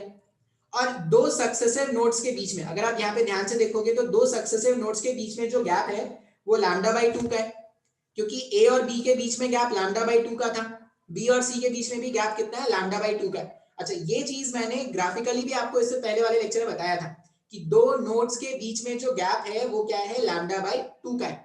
देखो, अगर तुम स्टार्टिंग से नहीं समझोगे ना, डे वन वाले लेक्चर से नहीं समझोगे, तो तुमको लगेगा कि सर पता नहीं क्या पढ़ाए जा रहे हैं। मैंने पहले ही बोला था अच्छा खासा मैथ्स इन्वॉल्व होगा। फिर भी मेडिकल वाले स्टूडेंट अगर आपको लग रहा है कि सर मेरे को मैथ्स से प्रॉब्लम हो रहा है, तो सिर्फ आप एंड रिजल्ट याद करते जाए। चैप्टर के बीच से आपसे क्वेश्चन नहीं पूछने वाले, और जो भी पूछे जाएंगे वो मैं आपको बता भी दे रहा हूँ। जैसे नोड्स और एंटी नोड के बीच में गैप क्या है, ये सब क्वेश्चन पूछते हैं तो मैं आपको बता भी दूंगा वो क्या है। अच्छा, तो मेरे को पोजीशन ऑफ नोड्स मिल गया क्या, तो मेरे पास एक बात तो क्लियर हो गया, क्या हो गया, separation between two nodes is lambda by 2। ये बात तो क्लियर हो गया भाई साहब, दो नोड्स के बीच का जो गैप है वो कितना है, लैम्डा बाई 2 का है। पहला इंफॉर्मेशन मेरे को मिल गया। और मैंने देखा कि अगर साइन के एक्स के वैल्यू को 0 से इक्वेट कर दिया जाए तो अपने को नोड्स का पोजीशन मिल जाएगा। अब अगर मान लो मेरे को पोजीशन ऑफ एंटी नोड्स जानना है, एंटी नोड्स मतलब वो पॉइंट जिनका एम्पलीट्यूड क्या है, मैक्सिमम। तो पोजीशन ऑफ एंटी नोड्स के लिए अपन क्या करते हैं, sign 2a sign k x, 2a sign k x equals to, अब अगर मेरे को एंटी नोड चाहिए, एंटी नोड चाहिए इसका मतलब क्या होना चाहिए, साइन जो एम्पलीट्यूड है वो 2a का होना चाहिए। तो 2a साइन के एक्स, अगर आप सॉरी प्लस माइनस 2a, ऊपर भी 2a जा सकते हैं, नीचे भी 2a जा सकते हैं। 2a से 2a अगर गैप कर देंगे तो ये क्या हो जाएगा, ऐसा कुछ हो जाएगा, sign k x equals two plus minus times of 1। अच्छा भाई साहब, साइन के एक्स जो है वो प्लस माइनस टाइम्स ऑफ 1 आ गया। अब अगर साइन के एक्स मेरे पास प्लस माइनस 1 आ रहा है, मैं जानता हूं कि जब साइन का वैल्यू या π/2 रहेगा एंगल, 3π/2 रहेगा, 5π/2 रहेगा, तो मेरे को साइन का वैल्यू प्लस माइनस 1 मिल जाएगा।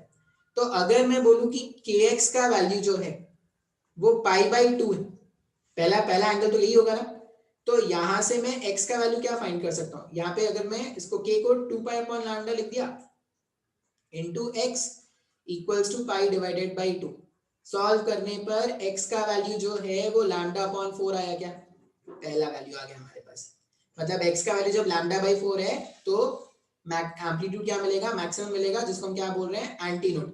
और दो नोड्स के बीच में एंटी नोड आता है, तो अगर इधर से a और b के बीच में λ/2 था तो यहाँ से यहाँ λ/4, यहाँ से यहाँ λ/4। नेक्स्ट वाले देख लेते हैं, मान लो kx जो है वो 3π/2 होता, फिर से k के प्लेस में 2π/λ रखेंगे इंटू एक्स इक्वल्स टू 3π/2, पाई से पाई विल गेट कैंसल आउट, तो x का वैल्यू आ जाएगा 3λ/4। भाई साहब बिल्कुल सही। फिर से हमने देखा कि दो एंटी नोड्स के बीच में जो गैप है वो वापस से λ/2 का है। क्या 3λ/4 माइनस λ/4 करोगे तो λ/2 आ जाएगा। तो यहां से एक और पॉइंट क्या लिख सकते हैं, separation between two anti nodes, separation between two anti-nodes, separation between two anti-nodes is λ/2। बिल्कुल सही। एक और इंफॉर्मेशन यहां से आ सकता है, मेडिकल के एग्जाम में डायरेक्टली पूछा गया है, separation between a node and an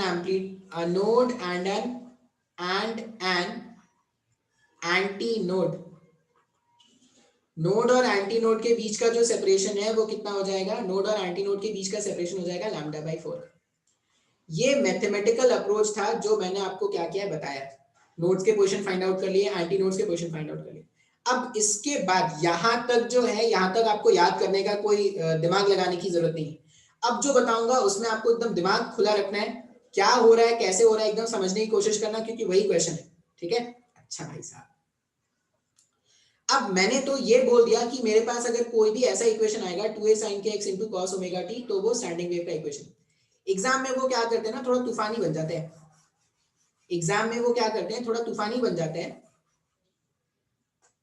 और इस तरह का कोई इक्वेशन दे देंगे, जैसे ऐसा बोल दिया गया y equals to 2a sin kx plus π/6 into cos omega T plus π/3। पहला बात तो ये स्टैंडिंग वेव का इक्वेशन है क्या, हाँ है।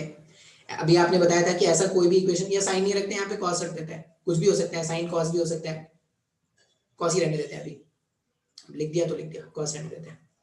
y equals to 2a sin kx plus π/6 into cos omega t plus π/3। अब ये इन्होंने इक्वेशन लिख दिया। अब इसमें अलग अलग क्वेश्चन वो आपसे क्या पूछेंगे, अलग अलग वो क्वेश्चन क्या पूछेंगे, तो आपको ऐसा बोला जाएगा कि सबसे पहले बोला जाएगा find the position of nodes and anti nodes, find the position of nodes and anti nodes. अब बोलोगे सर ये तो बहुत मुश्किल लग रहा है, तो कोई मुश्किल नहीं, अगर तुमको डेरिवेशन समझ में आया है ना तो कोई मुश्किल नहीं। नोड्स और एंटी नोड्स का पोजीशन कहां से मिलता है, एम्पलीट्यूड से मिलता है। और एम्पलीट्यूड वाला टर्म कौन है, एम्पलीट्यूड वाला टर्म तो ये है। अगर मैं इसको इंटरप्रेट करना समझ जाऊंगा, इसको कैसे इंटरप्रेट करें अगर वो समझ जाएंगे, तो नोड्स और एंटी नोड्स का पोजीशन भी लिख लेते हैं क्या।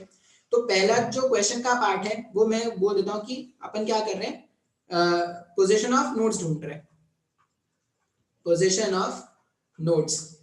अच्छा, नोड्स कहां पर होते थे? नोड्स वहां पर होते थे जहां पर एम्पलीट्यूड का वैल्यू हो जाता था 0।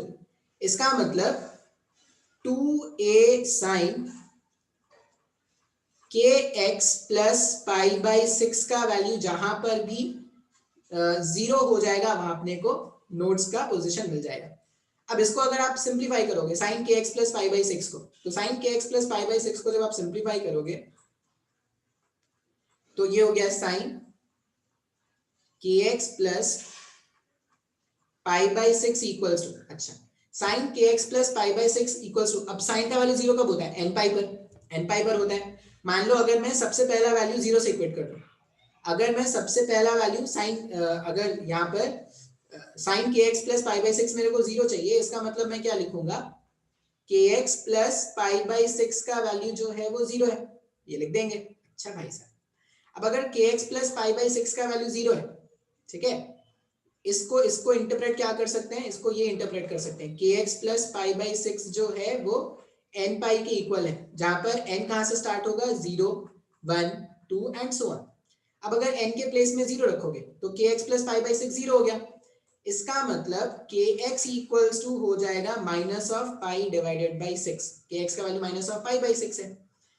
अब k इंटू एक्स, के का वैल्यू अगर आप देखोगे तो k is 2 pi upon lambda, k का वैल्यू है 2 pi upon lambda times of x equals to minus pi upon 6।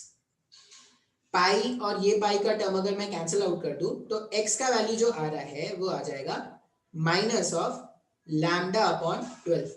मतलब मैंने नोड का पोजीशन, एक पोजीशन मैंने नोड का फाइंड कर लिया, मेरे को कहां पे मिलेगा, माइनस ऑफ लैम्डा बाई 12 पे मेरे को एक नोड मिल जाएगा, ठीक है। अच्छा, सेकंड नोड का पोजीशन ढूंढते हैं। अब फिर से ना थोड़ा बहुत मैं जगह खाली करूंगा ऊपर से। सेकंड नोड का पोजीशन अपने को कहां पे मिलेगा, जब अब n का वैल्यू 0 रख लिया, नेक्स्ट में n के वैल्यू को 1 रख लो, तो n का वैल्यू अगर 1 है तो क्या लिखेंगे, k x plus pi by 6 equals to, अगर मैंने n का वैल्यू 1 रखा तो वो हो जाएगा पाई। इसका मतलब के एक्स का वैल्यू जो है वो पाई माइनस पाई बाई 6 का आएगा, क्या, पाई माइनस पाई बाई 6। इसको सिंप्लीफाई कर लो, पाई माइनस पाई बाई 6 अगर आप सिंप्लीफाई करते हो तो ये आ जाएगा 2 pi upon lambda times of x, 6 pi minus pi ये हो जाएगा 5 पाई अपॉन 6, पाई से पाई उड़ा दो तो x का वैल्यू आ जाएगा x equals to 5 lambda upon 12। ये मेरे पास सेकंड पोजीशन आ गया। आप पता है अगर आप ना यहां से अगर मान लो आपको एक पोजीशन मिल गया कि एक पहला नोड आप कहां पे फाइंड कर रहे हो वो अगर आपको मिल गया, तो सेकंड नोड का पोजीशन आप क्या कर सकते हो, सिंपली लैम्डा बाई 2 ऐड करने पर भी ढूंढ सकते हो, क्या, क्योंकि हम जानते हैं कि दो नोड्स के बीच में जो गैप है वो कितना है, वो जो गैप है वो लैम्डा बाई 2 का है। इसका मतलब अगर मेरे को एक नोड का पोजीशन लैम्डा बाई 12 का मिल गया है, अगर मेरे को एक नोड का पोजीशन लैम्डा बाई 12 का मिल गया, फर्स्ट नोड अगर मैंने फाइंड किया मान लो और वो मेरे को माइनस ऑफ लैम्डा बाई 12 का मिल गया, तो सेकंड नोड अपन क्या बोल सकते हैं, सेकंड सक्सेसिव नोड जो होगा उसमें क्या करो, लैम्डा बाई 2 को ऐड कर दो, तो lambda by 12 plus lambda by 2 दोनों का एलसीएम कितना हो गया, 12 हो गया, 12 और 2 का एलसीएम 12 हो गया।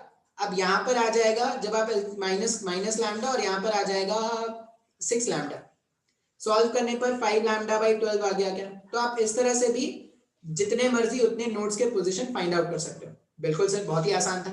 अच्छा, मान लो अगर कोई आपसे पूछता कि भाई आप ना एंटी नोड के पोजीशन भी बता दो मेरे को, तो अब एंटी नोड के पोजीशन कैसे ढूंढेंगे, नोड के पोजीशन से ही ढूंढ सकते हैं। आप चाहो तो क्या कर दो, ये जो मेरे पास जैसे मैथमेटिकली मैंने फाइंड किया है वैसे भी फाइंड कर सकते हो। जैसे यहाँ पर क्या था, 2a sin kx plus pi by 6, अगर मैं इस वाले टर्म को 2a से इक्वेट कर दूं तो sin kx plus pi by 6 equals to 1 हो जाएगा। अब उसको सिंप्लीफाई करने के बाद भी मैं एंटी नोड का पोजीशन फाइंड आउट कर सकता हूं, लेकिन मेरे को ये पता है कि नोड और एंटी नोड के बीच में, नोड और एंटी नोड के बीच में लैम्डा बाई 4 का गैप है। अगर मेरे को माइनस लैम्डा बाई 12 पर एक नोड मिल चुका है तो जो एंटी नोड मिलेगा एंटी नोड के लिए क्या करते हैं, लैम्डा बाई 12 पर, ये जो माइनस लैम्डा बाई 12 है, इसमें अगर मैं लैम्डा बाई 4 ऐड कर दूं तो मेरे को एंटी नोड का पोजीशन मिल जाएगा क्या? तो 12 और 4 का एलसीएम कितना है, 12 और 4 का एलसीएम 12 हो जाएगा, माइनस लैम्डा प्लस यहां पर हो जाएगा 3 लैम्डा। सॉल्व करने पर एंटी नोड का जो पोजीशन है वो लैम्डा बाई 6 का आ गया क्या? तो यहां पर मेरे को पहला एंटी नोड मिल चुका है। पहला एंटी नोड मेरे को कहां पे मिल गया, लैम्डा अपॉन 6 पर। क्लियर है, हाँ या ना? मान लो मेरे को सेकंड एंटी नोड का पोजीशन जानना है, सेकंड एंटी नोड, तो पहले एंटी नोड के पोजीशन पर अगर मैं लैम्डा बाई 2 ऐड कर दूं, अब दो एंटी नोड के बीच में गैप कितना होता है, लैम्डा बाई 2 का, तो मेरे को सेकंड एंटी नोड मिल जाएगा। 6 और 2 का एलसीएम कितना, 6 लैम्डा प्लस 3 लैम्डा, तो ये हो जाएगा 4 लैम्डा बाई 6 या 2 लैम्डा अपॉन 3। क्लियर है क्या? तो ये पहला एंटी नोड और ये दूसरा एंटी नोड, इन दोनों का मेरे को पोजीशन इस तरह से मिल रहा है। आई होप ये क्लियर है, बात समझ में आ रहा है? बिल्कुल। तो पहला कैलकुलेशन का पार्ट, अब कभी भी इस तरह से लिखा रहे, पाई बाई 6 रहे, 2 पाई बाई 6 रहे, कोई भी एंगल रहे, आप इसको इस तरह से हैंडल करो, आपको नोड्स और एंटी नोड्स का पोजीशन मिल जाएगा। तो जो पहला टर्म है वो आपको बताएगा नोड्स और एंटी नोड्स का पोजीशन। देखो बहुत जरूरी है समझ में आना, नहीं समझ में आएगा तो 10 बार इसी लेक्चर को देखो, लेकिन बहुत जरूरी है कि जो मैं बता रहा हूँ वो समझ में आए आपको। अच्छा भाई साहब, आगे देखते हैं, आगे देखने में क्या मिलेगा देखते हैं। अच्छा, मेरे को ना नोड्स और एंटी नोड्स का पोजीशन मिल चुका है, मेरे को नोड्स और एंटी नोड्स का पोजीशन मिल चुका है। मतलब एक चीज तो श्योर है कि जो ग्राफ है वो ऐसा कुछ लाई करने वाला है, जो ग्राफ है वो ऐसा कुछ लाई करने वाला है।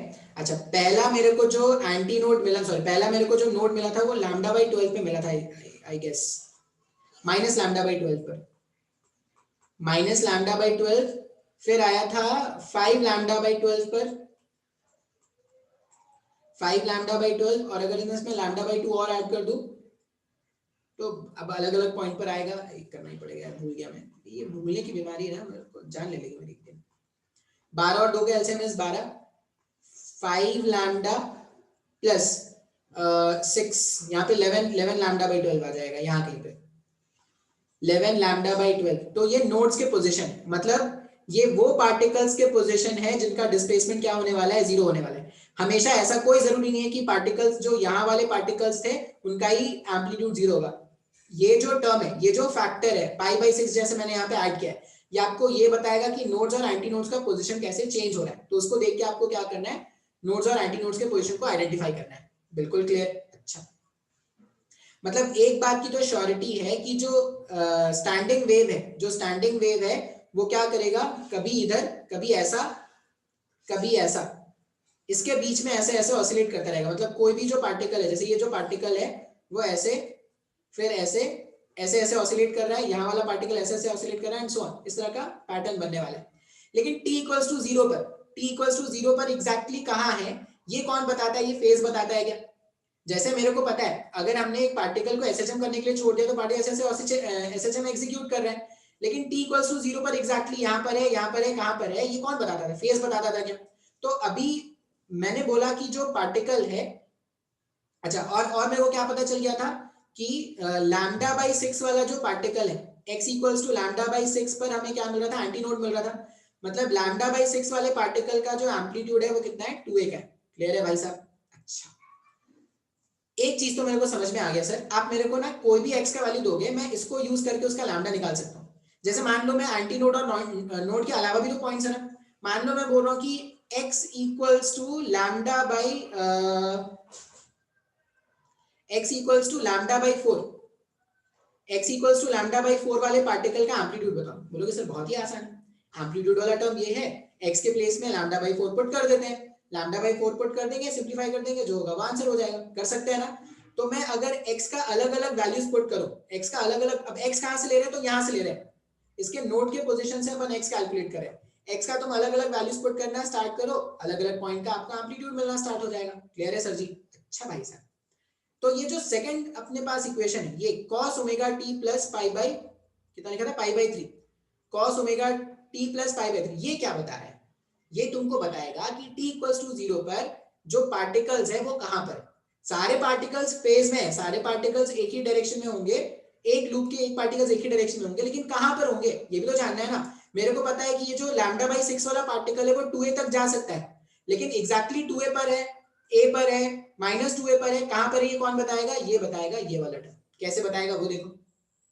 मान लो मैं t इक्वल्स टू 0 पर बात करूं, मेरे को t इक्वल्स टू 0 पर पार्टिकल्स का पोजीशन जानना है, तो एट t इक्वल्स टू 0 के बारे में बात करते हैं।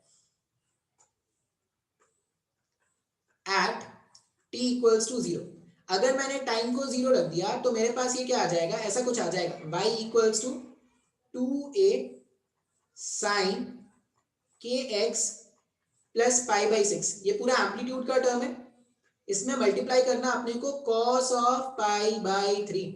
बिल्कुल सही। अच्छा, जो नोड वाले पोजीशन थे, जो जैसे x को अगर मैंने λ/6 रखा था, तो x को अगर मैं λ/6 रख दूंगा तो फॉर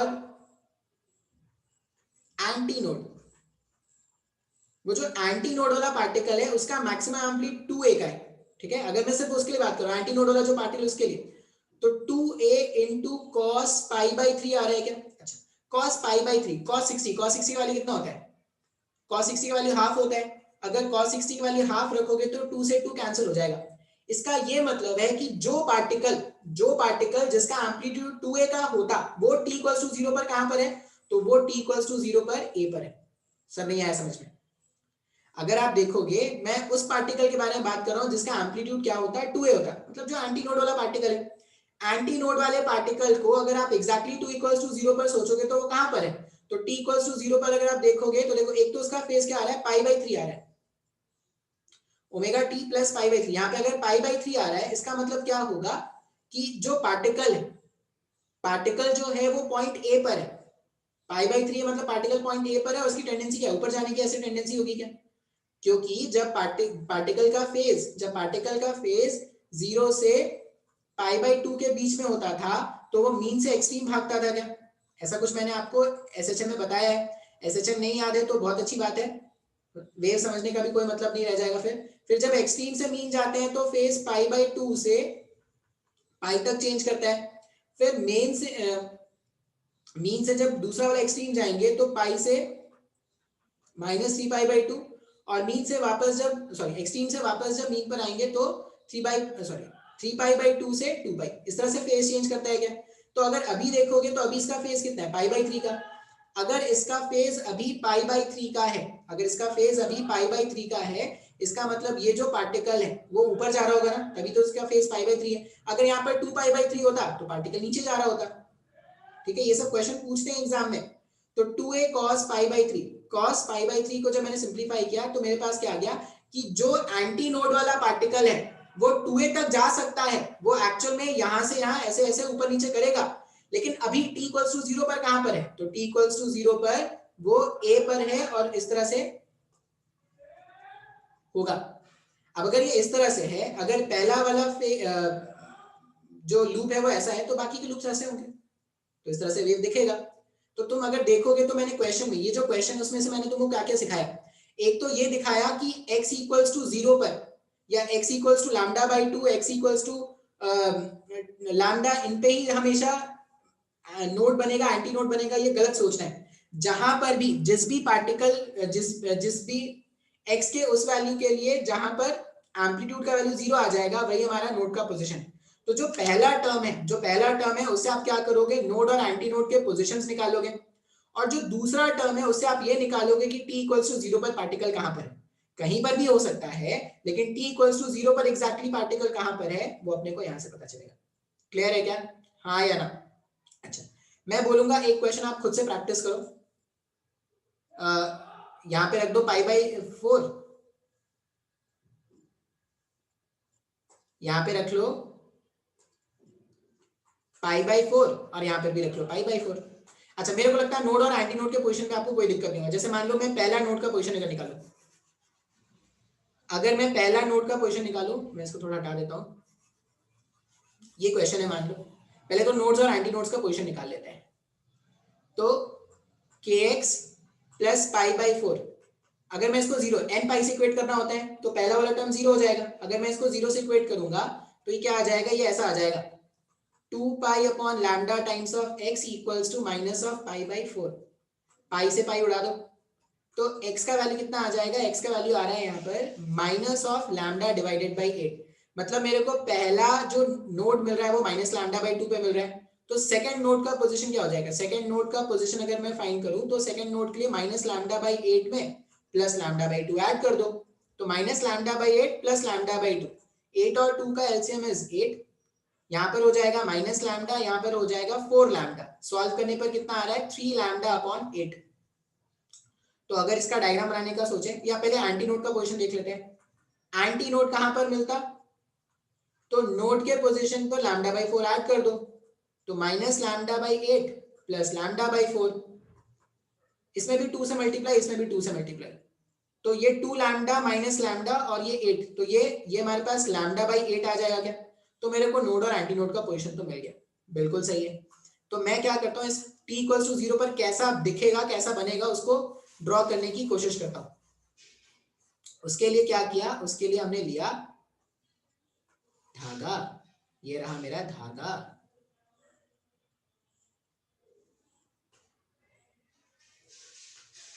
थक गया यार, बहुत बोला है अभी, बहुत थक गया मैं। अच्छा पहला मेरे को एंटी नोड कहाँ, सॉरी पहला नोड मेरे को कहाँ पे मिला, माइनस लैम्डा बाई 8 पे, तो माइनस लैम्डा बाई 8 पे रख दिया। दूसरा मेरे को कहाँ पे मिला था, कहाँ पे मिला था यार, ये भूलने वाली जो बीमारी है ना, 3 lambda by 8, minus lambda by 8, 3 lambda by 8 और लैम्डा बाई 8,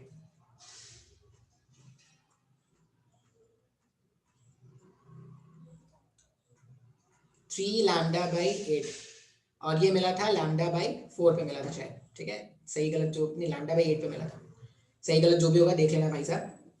अब एक चीज तो श्योर है कि जो वेव फॉर्म है, वेव फॉर्म क्या है, वेव फॉर्म ऐसा ऐसा बनता रहेगा,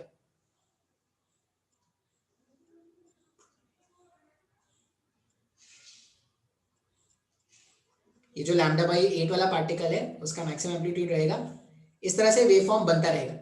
लेकिन एग्जैक्टली t इक्वल्स टू 0 पर कैसे दिखेगा, एग्जैक्टली t इक्वल्स टू 0 पर कैसे दिखेगा कौन बताएगा, तो ये बताएगा भाई साहब कि t इक्वल्स टू 0 पर कैसे दिखेगा।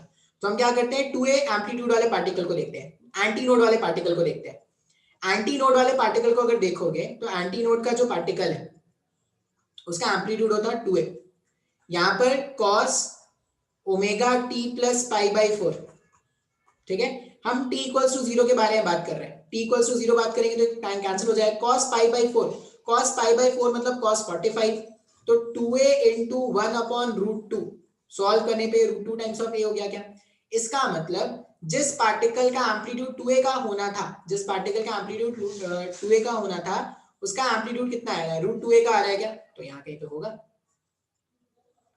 जो पार्टिकल जिसका एम्पलीट्यूड 2a का आना चाहिए था वो 2 इक्वल्स टू 0 पर यहाँ पर है। अच्छा एक और तरीका होता है, क्या होता है, हम क्या करते हैं x को भी 0 रख देते हैं और t को भी 0 रख दिया, अगर x को भी 0 रख दिया और t को भी 0 रख दिया तो इस वाले पार्टिकल के बारे में बात कर रहे हैं क्या, x अगर 0 हो गया तो ये पार्टिकल है, तो इस वाले इक्वेशन में अगर आप x को 0 रखोगे तो ऐसा आ जाएगा क्या, y equals to 2a sin pi by 4 into इसमें टाइम 0 रख दो तो ये cos pi by 4, sine pi by 4 भी 1 अपॉन रूट 2, ये भी 1 अपॉन रूट 2, तो a एम्पलीट्यूड का आ जाएगा। इसका मतलब जो वेव फॉर्म दिखेगा ना वो कुछ ऐसा दिखेगा,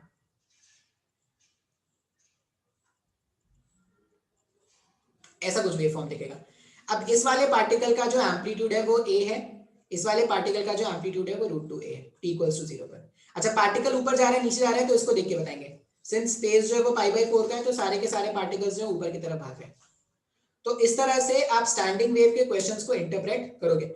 अब मैं जानता हूं कि स्टार्टिंग बहुत मुश्किल होता है एनालाइज करना, लेकिन भाई साहब यही है, एक बार समझ में आ गया, मैं फिर से बार बार आपको रिपीट कर रहा हूँ, वेव्स जो है समझना मुश्किल है, मैकेनिक्स में समझना बहुत ही आसान होता है, लेकिन वेव्स अगर एक बार समझ गए, या ऐसा ऐसा बोलो कि वेव्स अगर आप जेई मेंस और जेई अगर मेडिकल के एग्जाम के पॉइंट ऑफ व्यू से सोचते हो तो आप ना समझने ज्यादा याद कर लो, अगर आप याद रख सकते हो तो फॉर्मूला याद रख लो, कंसेप्ट याद रख लो, याद रख सकते हो तो मेंस में अच्छे स्कोर कर पाओगे।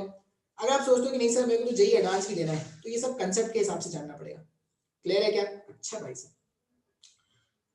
तो ये मेरे पास हो गया स्टैंडिंग वेव, स्टैंडिंग वेव कहां पर, तो स्टैंडिंग वेव ऑन या स्टैंडिंग वेव का जनरल इक्वेशन किस तरह से डिराइव करते हैं वो मैंने बता दिया, ठीक है। अब यहाँ पर क्या करते हैं, हम एक और डेरिवेशन के बारे में बात कर लेते हैं। ये डेरिवेशन है, फिर से मैं डेरिवेशन एज यूजुअल मैं डेरिवेशन बताऊंगा, आपको अच्छा लगे डेरिवेशन देखना, नहीं अच्छा लगे छोड़ देना डेरिवेशन। एंड रिजल्ट जरूर याद रखना भाई साहब। अगर जेई मेंस और जेई एडवांस का, जेई मेंस और मेडिकल का सोचते हो तो उस ऊपर का सोचते हो सर, से हम तो सीटी का सोचते हैं सर, सीटी का सोचते हैं तो सर क्या करेंगे, जैसा मेडिकल वाले बच्चे फॉर्मूला याद रखते जाते हैं वैसे सीटी के लिए भी सोचेंगे। सीटी का एग्जाम आसान नहीं है, ऐसा कभी मत सोचना कि सर सीटी का एग्जाम बहुत आसान है क्या, नहीं, सीटी का एग्जाम टफ है। क्यों? क्योंकि वहां पे नंबर ऑफ क्वेश्चंस आपको ज्यादा अटेम्प्ट करना है। हर एग्जाम का अपना अपना प्रायोरिटी होता है, तो सीटी का एग्जाम में आपको वो करना पड़ेगा। मैं थोड़ा स्क्रीन को पॉज करता हूँ, फिर दोबारा स्टार्ट करते हैं, आगे देखते हैं। अभी क्या है ना, हमने ये जान लिया कि जो स्टैंडिंग वेव है उसका जो एनर्जी है वो कंफाइंड हो गया है, दो नोड्स के बीच में उसका एनर्जी कंफाइंड हो गया है। या आप ऐसा समझ लो, दो नोड्स क्या, दो एक नोड और एक एंटी नोड के बीच में भी कंफाइंड रहता है, ठीक है, वो याद कर लेना। अब अगर एनर्जी कंफाइंड है या एनर्जी अगर कांस्टेंट है तो कितना एनर्जी है भाई साहब, ये भी तो जानना जरूरी है। मेरे को ये पता चल गया कि दो नोड्स और एंटी नोड्स के बीच का जो एनर्जी है वो क्या है, फिक्स है, चलो बिल्कुल सही है, मान लिया हमने। लेकिन कितना है, उसका वैल्यू क्या है, ये भी तो जानना जरूरी है। सपोज ए पहला नोड है, बी दूसरा एंटी नोड है। अच्छा, अब अगर मैं ऐसा इक्वेशन लिखूं एंटी नोड का, स्टैंडिंग वेव का अगर ये इक्वेशन लिखूं, y equals to a sine omega t a sine omega t into cos k x. अच्छा, यहां पर भी ना वो कर सकते हो, कभी कभी ना स्टैंडिंग वेव का भी पूछेंगे कि डिस्टर्बेंस किस रेट से ट्रैवल कर रहा है, तो सिंपल क्या करना है, टाइम का कोफिशिएंट डिवाइडेड बाय एक्स का कोफिशिएंट डिवाइड कर देना, वहां से भी आपको वेव वेलोसिटी मिल जाएगा। अच्छा, अब ए और बी के बीच में जो मेरे पास वेव बनेगा, स्टैंडिंग वेव जो बनेगा वो कुछ ऐसा बनेगा ना। अच्छा, एट अ टाइम ना दोनों नहीं दिखेंगे, एट अ टाइम या तो ऊपर ऐसा दिखेगा या ए बी ऐसा सीधा दिखेगा या ऐसा कुछ दिखेगा, ऐसा नहीं कि सर ये पूरा पूरा एट अ टाइम दिखेगा क्या धागे में। अब ये सिंस इतना फास्ट होता है कि तुमको एट अ टाइम धागे में ऐसा ही दिखेगा, लेकिन एक्चुअल में क्या है, या तो ये फॉर्म दिख रहा है या सीधा दिख रहा है या ये दिख रहा है। अलग अलग टाइम पे हमने देखा था ना, t इक्वल्स टू 0 पर ऐसा कुछ दिख रहा था, t इक्वल्स टू t/4 पर ऐसा कुछ दिख रहा था, t इक्वल्स टू t/2 पर वापस ऐसा दिख रहा था, t इक्वल्स टू 3t/4 पर ऐसा दिख रहा है, सो ऑन। ठीक है, इस तरह से अपने को इक्वेशन दिख रहा था। अब मुझे क्या करना है, इसका एनर्जी फाइंड आउट करना है, एकदम ध्यान से देखना जो मैं बोलूंगा। T इक्वल्स टू, अगर मैं जीरो के बारे में बात करूं तो सारे के सारे पार्टिकल्स जो होंगे, देखो cos के x, यहाँ पे इसका टर्म जो है, अगर cos के x के साथ देखोगे तो जीरो अटैच है, जीरो अटैच है मतलब सारे के सारे पार्टिकल्स जो हैं, सारे के सारे पार्टिकल्स जो हैं उसका फेस क्या है, उसका फेस जीरो है सर। ये cos के x प्लस जीरो है ना, अच्छा cos के x प्लस जीरो है, अगर cos के x प्लस जीरो है तो यहाँ पर जो पार्टिकल्स है सारे पार्टिकल्स का फेस क्या है, इसको यहाँ पे ना थोड़ा सा गड़बड़ हो गया है। क्या गड़बड़ हो गया है, जैसे यहाँ पर जितने पार्टिकल्स हैं, अभी t इक्वल्स टू 0 पे सारे के सारे पार्टिकल्स यहाँ पर है, अगर t इक्वल्स टू 0 पर सारे के सारे पार्टिकल मीन से एक्सट्रीम की दूरी पर है तो सबका जो फेज है ना वो π/2 का है, सारे पार्टिकल्स का फेज जो है वो π/2 का है। तो यहाँ पर t इक्वल्स टू 0 पर सारे पार्टिकल्स का फेज कितना है, π/2। अब गड़बड़ कहाँ हुआ है, बोलोगे सर ठीक है ये तो समझ में आ रहा है, गड़बड़ कहाँ हुआ है, इससे पहले जो मैंने क्वेश्चंस कराए थे ना, y equals to a sine, मेरे को याद नहीं डेटा क्या लिया था, ओमेगा टी प्लस π/6 और cos, नहीं kx प्लस π/6 और cos ओमेगा टी प्लस π/6। तो बस क्या करना ना, cos के प्लेस में वहां पे साइन लिख देना, जहां पे भी cos लिखा है ना वहां पे साइन लिख देना, तो फिर आंसर आपका सही हो जाएगा। क्योंकि अगर यहाँ पे cos लिखा रहेगा ना, अगर यहाँ पे cos लिखा रहेगा तो ये जो फेज है π/6, ये जो फेज है π/6 उसको आपको क्या करना पड़ेगा, पहले साइन में कन्वर्ट करना पड़ेगा, तब जाके आप ऐसा लिख पाओगे। नहीं समझ में, देखो कैसे, जैसे यहाँ पर अगर आप देखोगे तो t इक्वल्स टू 0 का डायग्राम कैसा था, t इक्वल्स टू जो 0 है, जब हमने स्टैंडिंग वेव बनाया था t इक्वल्स टू 0 पर, तो सारे के सारे पार्टिकल्स ऐसे थे क्या, मतलब सारे पार्टिकल्स जो है वो अपने एक्सट्रीम पोजीशन पर है, ये पार्टिकल अपने एक्सट्रीम पर, ये अपने एक्सट्रीम पर, ये अपने एक्सट्रीम पर, ये अपने एक्सट्रीम पर। अब अगर सारे के सारे पार्टिकल्स अपने एक्सट्रीम पर हैं तो उसका फेस क्या हो जाएगा, π/2 हो जाएगा। बात समझ में आ रहा है। अच्छा, फिर जब पार्टिकल ए से बी, सारे के सारे पार्टिकल्स अगर यहाँ पर होते हैं और वो नीचे आने की टेंडेंसी रखते हैं, अगर वो सारे के सारे पार्टिकल्स यहाँ पर हैं और नीचे जाने की टेंडेंसी रख रहे हैं तो सबका फेस क्या हो जाएगा, पाई हो जाएगा। अब इससे पहले जो मैंने क्वेश्चन कराया था ना, इससे पहले जो मैंने क्वेश्चन कराया था उसमें इक्वेशन ऐसा कुछ लिखा था, y equals to a sine omega t plus pi by 6 into cos omega t plus pi by 6, ऐसे कुछ लिखा था शायद, ठीक है। अब और मैंने क्या बोल दिया था कि ये जो पाई बाई 6 है वो उसका फेस बता रहा है, बात समझ में आ रहा है। एक्चुअल में आप याद क्या रखना, जो भी SHM का जब मैं इक्वेशन बनाऊंगा तो आप ऐसा इक्वेशन लिख लेना, y equals to a sine, मतलब जो मैंने क्वेश्चन दिया है ना, y equals to a sine omega t plus pi by 6 into यहाँ पे cos के प्लेस में साइन लिख दो। अब ऐसा क्यों लिख रहे हैं, क्योंकि अगर यहाँ पर साइन हुआ ना, जैसे अगर मैं यहाँ पर बोलता कि ये जो इक्वेशन है ये cos kx के नहीं जैसा अगर इक्वेशन नहीं हो गया, अगर ऐसा इक्वेशन होता y equals to sine omega t into sine kx,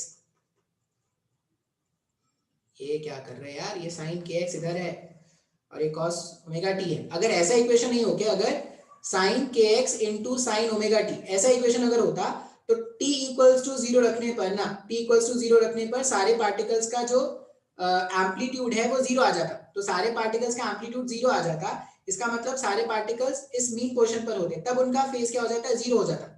मतलब अगर यहाँ पर साइन होगा तो जो कंडीशन हमने पढ़ा है उससे मैच होना स्टार्ट हो जाएगा। अगर यहाँ पर कॉस है ना, अगर यहाँ पर कॉस है इसका मतलब पहले से ही सारे पार्टिकल्स का जो फेज है वो पाई बाई 2। फालतू का कंफ्यूजन बस मत करना, क्या बोल रहा हूँ कि यहाँ पर जहां पर मैंने कॉस लिखा था ना इससे सारे वाले क्वेश्चंस पर, वहां के प्लेस में साइन लिख दो, तो आपका आंसर जो होगा वो सही हो गया। अब बोलोगे सर ठीक है, चलो आपको ये बात तो समझ में आ गया कि आपने बोला कि एरर हो गया, आप वहां पे जहां पे कॉस है वहां पे साइन लिखवा रहे हो। अगर कॉस लिखा रहेगा तो क्या दिक्कत है, कॉस अगर लिखा रहेगा ना तो पाई बाई 6 इसका इनिशियल फेज जो है, आप इस कॉस को पहले साइन में कन्वर्ट कर लेना, आप इसको ऐसा लिख लेना, sign omega T plus pi by 6 plus pi by 2।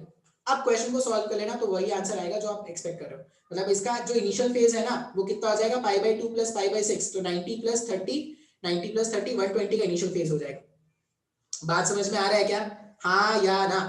नहीं समझ में आया है तो सिंपल सा बस इतना फिर से मैं बता देता हूँ, शायद मुश्किल है, सॉरी फॉर कंफ्यूजन। देखो जो इक्वेशन मैंने बनाया है वो इस तरह के फॉर्मेट का है, cos omega t, a sin kx into cos omega T, और इस इक्वेशन के हिसाब से जो t इक्वल्स टू 0 पर सारे पार्टिकल्स जो थे वो यहाँ कहीं पर होते हैं, फिर t equals to t by 4 पर यहाँ पर होते हैं, फिर t equals to t by 2 पर यहाँ पर होते हैं एंड सो ऑन, ऐसे चलता है ना। अच्छा अब अगर मैं यहाँ पर cos का टर्म रखूंगा ना, मैं एम्पलीट्यूड वाले टर्म में कोई प्रॉब्लम नहीं है, यहाँ पर फेज वाले के टर्म में अगर मैं cos का टर्म रखूंगा तो t इक्वल्स टू 0 पर वो पहले से कहां पर आ रहा है, पाई बाई 2 के फेज पर आ रहा है। बात समझ में आ रहा है क्या। अच्छा अब जो मैंने तुमको क्वेश्चन कराया, अगर तुम यहाँ पर कॉस रख दोगे, अगर यहाँ पे कॉस रख दोगे और आप बोल दोगे कि इसका इनिशियल फेज पाई बाई 6 है तो वो गलत है।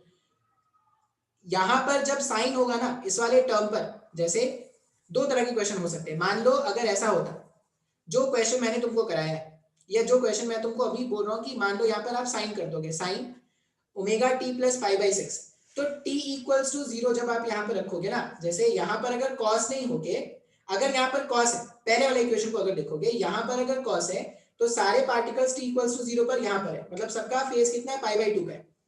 लेकिन अगर यहाँ वाला टर्म, अगर यहाँ वाला टर्म साइन होता तो सारे पार्टिकल का इनिशियल फेज 0 होता और सारे के सारे पार्टिकल्स यहाँ पर बैठे हुए दिखते अपने को और ऊपर जाने की टेंडेंसी होती। बात समझ में आ रहा है। अच्छा अब अगर मैं बोल रहा हूँ कि जो मैंने क्वेश्चन आपको दिया उसमें अगर साइन का टर्म है, साइन का टर्म है और यहाँ पर पाई बाई 6 आ रहा है, मतलब 0 से पाई बाई 6 को ऊपर चढ़ गया है, तो सबका इनिशियल फेज जो हो गया, जो डायग्राम हो गया वो ऐसा हो जाता। बात समझ में आ रहा है। लेकिन अगर आप यहाँ पे कॉस का टर्म लिख दोगे ना, ऐसा अगर लिख दोगे तो cos omega T plus pi by 6, इसका मतलब क्या है, पहले से सारे के सारे पार्टिकल्स यहाँ पर थे, अब उसमें पाई बाई 6 और ऐड कर दो, तो पाई बाई 6 जब आप और ऐड करोगे तो ये नीचे आ जाएंगे और इधर जाना स्टार्ट कर देंगे। मतलब अगर यहाँ पर साइन है तो पार्टिकल ऊपर जाते हुए दिखेंगे और अगर यहाँ पे कॉस हो तो पार्टिकल नीचे जाते हुए दिखेंगे, बस यही डिफरेंस है। पता नहीं मैं जो बोल रहा हूँ समझ में आ रहा है कि नहीं।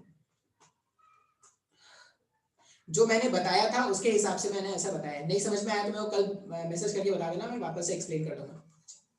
अब जो इक्वेशन हमने डिराइव किया था, जनरल इक्वेशन, जो जनरल इक्वेशन हमने डिराइव किया है वो क्या हमारे पास आया, y equals to a sin kx into cos omega t, ये जनरल इक्वेशन आया। अब इसके हिसाब से जो वेव जो बनना चाहिए, इसके हिसाब से जो वेव बनना चाहिए वो कुछ ऐसा बनेगा।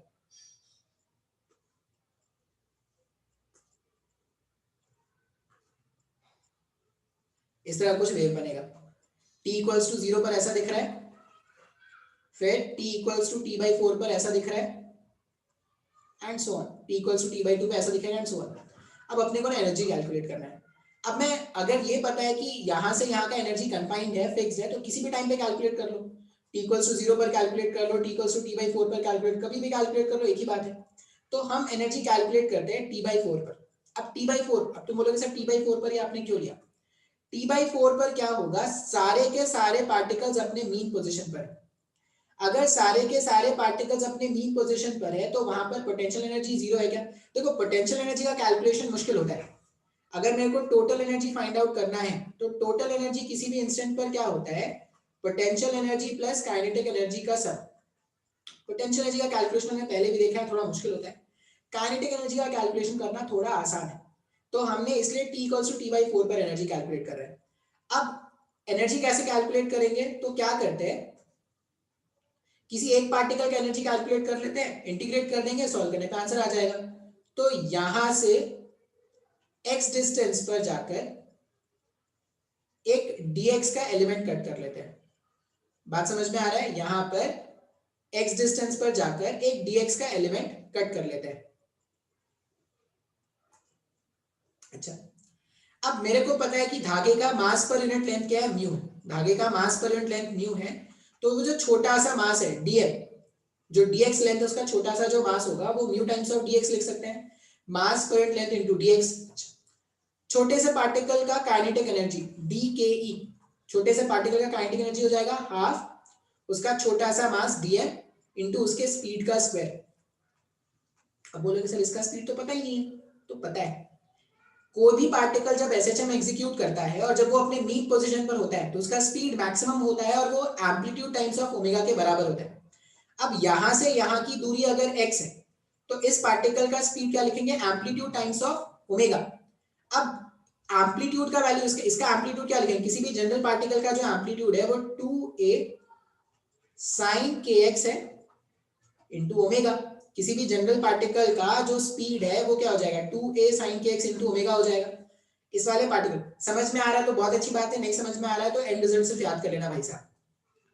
डी के ई का वैल्यू अगर मैं लिखूंगा तो हाफ डीएम के प्लेस में म्यू डीएक्स और स्पीड का स्क्वायर, तो 2a sin kx into omega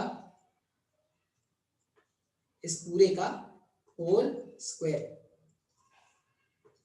इस पूरे का कर देंगे होल स्क्वायर। इसको सॉल्व कर देते हैं, बस इंटीग्रेशन कर देंगे, सॉल्व करने का आंसर आ जाएगा। देखते हैं कैसे।